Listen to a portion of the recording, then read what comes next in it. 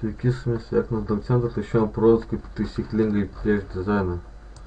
Kaip pavyzdį paimsiu šitą, tai paprasčiausiai laikydami CTRL paspaudžiame R ir išmeta čia skaičiukus. Tai už čia laikydami miestelės tempiame į šoną. Ir matosi, kad nuėjo. Čia taip, čia išlynė, čia blogai, čia blogai, čia blogai. Painam ten. Įdedam. Matote irgi. Galima dar daryti taip vieną juostelę šalia kitos, kad žinot su atstumu ar panašiai. Ištrauksime, galima daryti ir taip.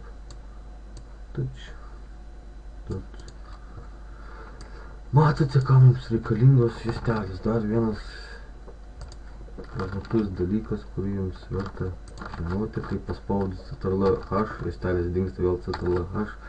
Nes vėl grįžta save for web, menu.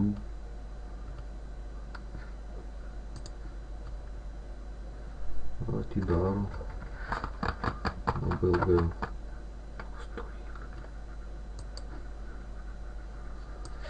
Ir apytiksliai matote, kaip viskas atrodys panelių potrius, taip toliau. Ačiū, kad žiūrėjote.